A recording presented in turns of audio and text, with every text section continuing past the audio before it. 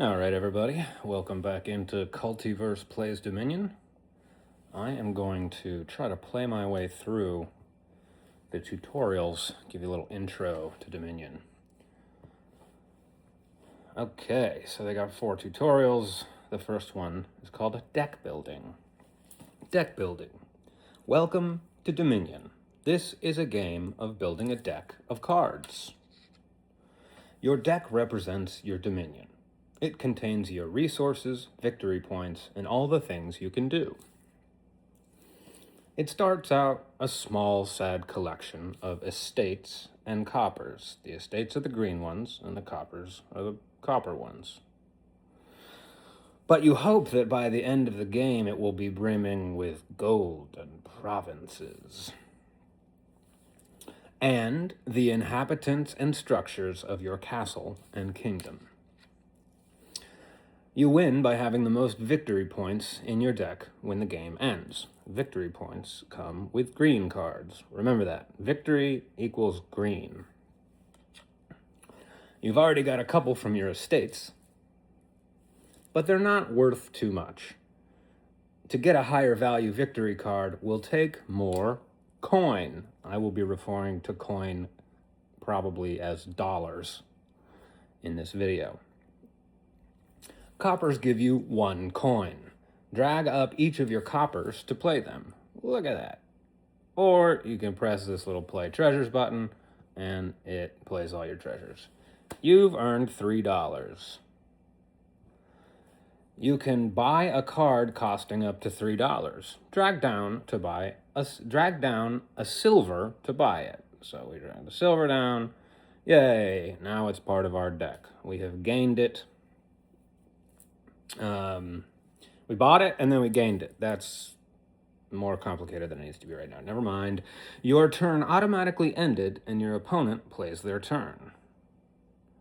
For your next turn, play your coppers and buy a smithy. So we're going to do the play treasures thing here. Boom. They're all there. All right, smithy. Whoop. Drag it down. It's in our deck. It goes into our discard pile. Okay, that's something they don't tell you. It goes into our discard pile, and your discard pile gets shuffled every time you go through it. So these new cards that you're buying, the more powerful cards like the smithy and the silver, you're not going to see them immediately. Every turn you draw 5 cards from your deck. If your deck is empty, your discard pile is shuffled into your deck. I just said that. I don't know. Obviously. Not okay. This turn, you've drawn your new smithy. So, okay. Your smithy will let you draw 3 more cards. That's why it says plus 3 cards. Okay. Play your smithy. You play a card by dragging it up. Okay, you've drawn your silver. Silver is worth $2, better than copper's $1. Okay. Play all your treasures. We do that by hitting the thing. Boom. You can buy a card costing up to $6. Buy the gold. Look at that. You may have noticed your treasures don't go away when you buy a card. You can keep playing them over and over. Unlike your bank account, where when you spend the money, it's gone forever. Okay, in only 3 turns, your deck is already more powerful. You're on your way to victory. You've completed the deck building tutorial. Okay, we're going to take a little drink break, and then we'll do the next one, which is turns. Cheers. All right, the turns tutorial. Each turn has phases. Action, play treasures, buy, then cleanup. You may play 1 action card by default, and you may choose not to play an action card at all. But for this tutorial, play your poacher. Look at that, poacher. You can spend dollars to gain a new card to your deck. Okay, I think we already knew that with the silver and the gold buying from the last one, and the smithy too. Don't forget about smithy. First, play as many treasures from your hand as you wish. For this tutorial, play all your treasures. Boop. Then you may buy one card from the supply by default. Okay, one thing they didn't point out here is Poacher. What it does, I mean, maybe they'll talk about it later, but it gets +1 card, which means you draw a card. +1 action means we have another action, and +1 coin. So that's like having a copper included in the card. Uh-oh, low battery. Then you may buy one card from the supply by default. And you may choose not to buy a card. Okay, so basically you start by default at the beginning of your turn with 1 action, 0 coin, and 1 buy. And you may choose not to play a card. But for this tutorial, buy a throne room. It goes in your discard pile. The cards from your play area and those remaining in your hand were automatically moved to your discard pile. I personally covered that in the last tutorial, but I'm glad we're catching up here too. Okay, and you've drawn 5 new cards in preparation for your next turn. Awesome. Opponents take their turns in clockwise order. If you're doing it on the app, you don't have to know what clockwise means because it'll just happen for you. And let's be honest, how many of us really know what clockwise means? Opponents take their turns in clockwise order. You've completed the turn section, all right? So summary there. There's 4 phases to the turns. 1, action. 2, play treasures. 3, buy. And 4, clean up. There's no innuendos to be made from that last one, okay? Next tutorial, actions. We're getting in the action now, aren't we? Actions are where the game gets interesting. Action cards have a white border. Okay. Tap your smithy card to inspect it. Tapping inspects things. It doesn't play things. Okay. Tap. Action cards say action in the type area at the bottom of the card, right here. If you can see my mouse, I don't know if you can. Tap away from the smithy to exit inspection. All right. So tap anywhere but the smithy and the card. For this tutorial, your deck already contains a few action cards. Okay. By default, you can only play 1 action per turn. Action card per turn. Okay. Oh yeah, we kind of talked about this last time. That is, unless you have a card that gives you plus actions. Wow. And there's a handful of cards that do that. For now, play your smithy. And again, you play by dragging up into the play area. Your workshop is no longer highlighted because you've already spent your only action. Okay. With no more actions, you automatically advance from the action to the play treasure phase. Okay? Play your treasures and buy a laboratory. Boom. Laboratory, not laboratory, all right? Don't get it twisted. All right, we're dragging a laboratory down to buy it. Some cards grant additional actions. Ooh. Laboratory grants +1 action. Okay, we knew that by inspecting it. Play your laboratory. All right, we played the lab. Look at that, we still got 1 action. Since laboratory gave you +1 action, you can now play your smithy. Drag her up, +3 cards. You can daisy chain several actions together in this way. I didn't realize daisy chain was an official phrase to be using in games, but it makes perfect sense. I want to try to use that more often. Okay. Play your treasures and buy a village. Some cards give multiple actions. Okay. Your village gives you +2 actions. Okay. Play your village for +2 actions. Boom.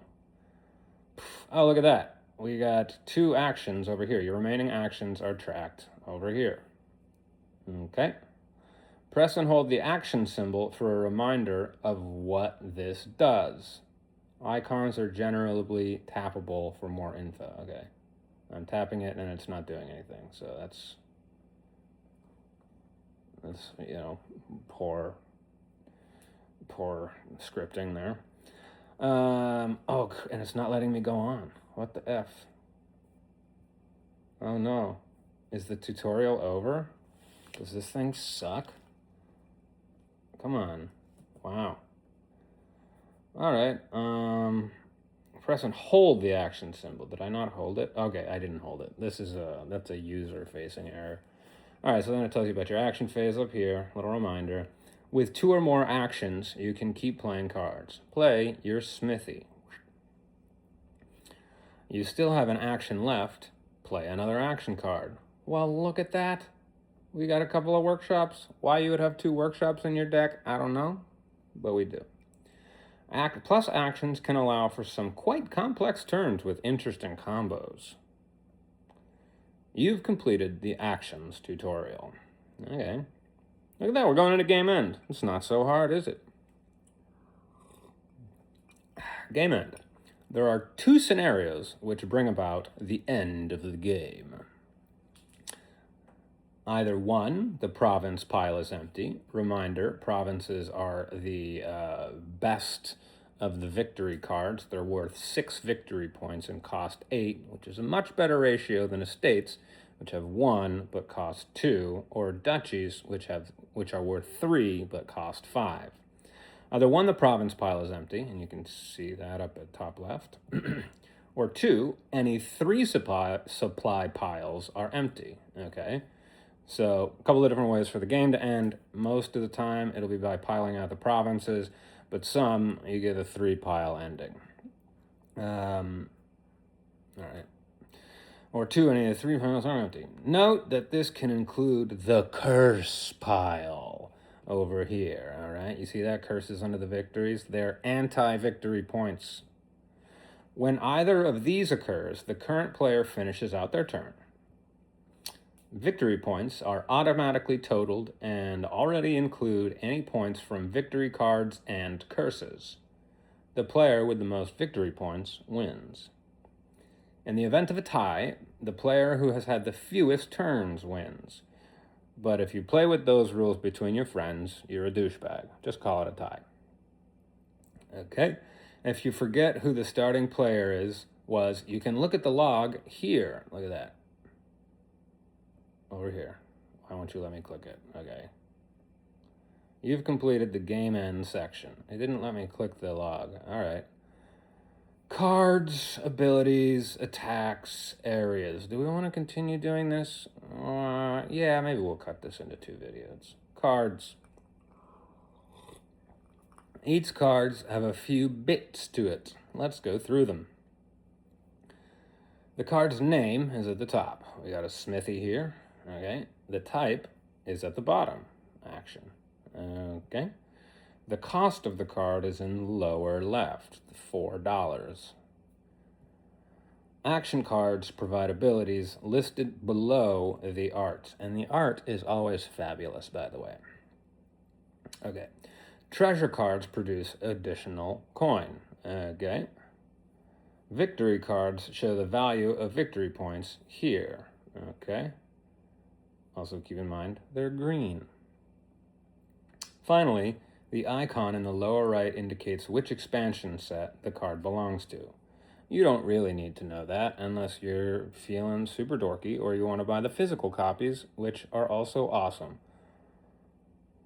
But you have to shuffle yourself. You've completed the cards section. Sweet. Sick. Abilities. Many cards have abilities. Okay. Let's look through some ability examples. Draw additional cards from your deck. Those plus cards. Yeah, plus cards means draw additional cards from your deck. Like the smithy. Okay. You may play additional actions this turn. Oh, plus actions means you may play additional actions this turn. Plus buys. Plus buys mean you may buy more than 1 card this turn. That's always nice. You receive additional coin. Oh, plus coin. You receive additional coin, which can be spent on new cards. Discard. Move cards to your discard pile. Gain. Take a card from the supply to your discard pile. Okay, so some cards let you buy stuff without gaining it. You know, it doesn't cost you any coins during your play treasure phase. Okay. Move a card to the trash is move a card to the trash pile. Okay? If you're trashing something, that means it's no longer in your deck. Reveal, show a card to all players. Look at, privately view a card. It is then returned to its original position. This is a nice breakdown. Many kingdom cards grant a combination of these abilities. You may play a card even if you cannot follow each ability's instructions. All right, so we got the festival here. It gives +2 actions, +1 buy, and +2 bucks. Abilities are granted in order from top to bottom. Some cards have a black bar. Stop there. Interesting to note. Abilities below the black bar automatically occur at the specified time. Okay, so we'll just give a little preview. We'll read moat here. It's +2 cards, but under the black bar, when another player plays an attack card, you may first reveal this from your hand to be unaffected by it. Okay, so the mode is called a react. It's both an action and a reaction. And attack is a type 2.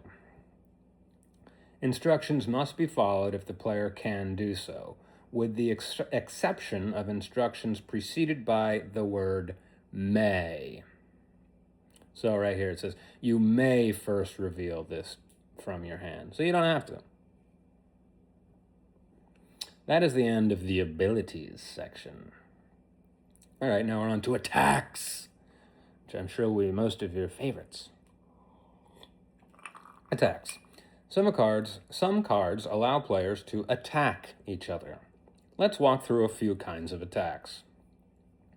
Attack cards have the type attack. You see it down there? The Witch adds curses to opponent decks. Look at that. Curse, it has a -1 victory point, and it's purple. Curses reduce your total victory points for scoring. The Militia, okay, hand size attacks. Okay, oh, man, I kind of want to go back to see whatever. So there's the cursors, you got the hand size attacks. The Militia forces opponents to discard. Trashing attack. The Bandit forces opponents to trash cards they may have wanted to keep. Defense. The Moat is a defensive card that can be revealed to ignore the effect of an attack. Talked about that earlier. It's a reaction. Well, here we are. Reaction cards. Reaction cards. These may be revealed outside of the normal action phase. For example, the Moat may be revealed on an opponent's turn during attack. Oh, I wish we would have demoed that. Oh well. You've completed the attacks section. All right, now we got areas. I feel like we're getting advanced now. What are we at? 18 minutes? Maybe this will be the last one I do. Some cards may reference a certain area.